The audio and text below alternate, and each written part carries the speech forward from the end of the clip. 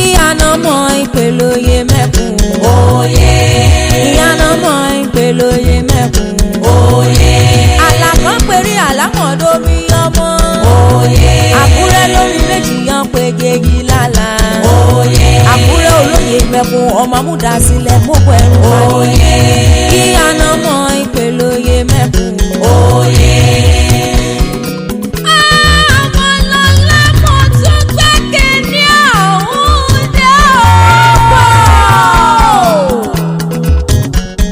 ìbàlọ́wọ́ Olódùmarè ọba tó dá gbogbo adarí wù ọba ńlá. mo ní ẹgbẹ́ mọ́ wọlé ńmọ́ rárá. Adékúnlé Adékúnlé Adépégbà ọmọ àbá kò ṣe mí mẹ́bẹ́ òní sọdọ́rùn bí lónìí. Olúwa mi máa sìn mo ní kórìjọ́ ògbó kórìjọ́ òtọ́ àṣẹ kórìjọ́ òpẹ́ nílẹ̀ yìí o. mo ní wẹ́ máa pẹ́rẹ́pẹ́ mú yà ìyá ẹ̀gbọ́n rẹ̀ ní mi àkíyà ọ̀wé àdàbọ̀ rẹ̀ rírí ọ̀fọ̀ kí mi kì í ọ̀bí ọlọ́gbọ́ ẹ̀rọ.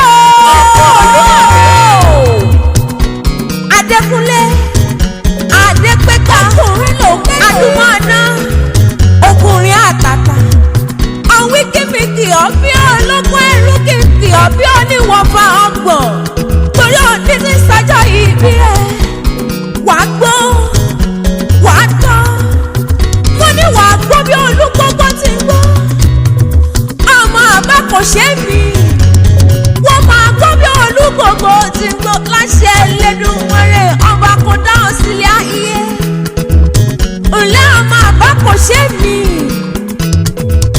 ìwọ lọmọ ọba òjìji gbòógùn ọmọ wáwé ṣe ọmọ ẹkùn wé ṣe lulẹ̀ àbá rẹ̀ ìlọmọ igi mẹ́ta òkè ẹ̀dá ìwọ lọmọ ọdún àsọdẹ̀dẹ̀ rọ lọ́kọ̀ kílẹ̀ àwọn bàbá òbíọ́ ṣíwèé gbóhùn ẹnu mi ẹ̀gbọ́n rẹ̀ dúpẹ́ nífọ̀ kíní àkíọ́ ní mẹ́sàn-án mẹ́wọ̀n kìíní ó ní Ọmọlọ́lá bá mi kí àbúrò mi àtàtà bá mi kí onínú rẹ̀ bá mi kí oníwà rẹ̀ onímí àkíọ́ olóòótọ́ nìyàn oníwà tútù bí àdàbà ẹni ẹyẹ onímí àkí àyà rẹ̀ àdíwọ̀n Adépégbà mo mọ ìdí oní abẹ́hùn ó ní àjùlọ àjùbọ̀ ó ní kò fọ́ pawú kò fèrè kí ìjọbi Àkúrẹ́ ṣàlùlẹ̀ àbárẹ̀ ǹlẹ́ ọmọ Àkúrẹ́ ìlọ́mọ olóyè mẹ́kun ọmọ amúdásílẹ̀ mọ́kún ẹrù pani òṣì ìta ńlákúrẹ́ kọ́mọ́mọ́ láṣọ àlà alárẹ́ bẹ̀ nínú ọ̀kẹ́ màmá tó bí ọlọ́mọ gangan ilé ọmọ olómi méjì kan tẹ̀kan kan tó tẹ̀kan ọmọ ọlọ́jà méjì kan náà lọ́rì gbọ́ ọba ti ná torí tabú Adépégbà o àná mèsì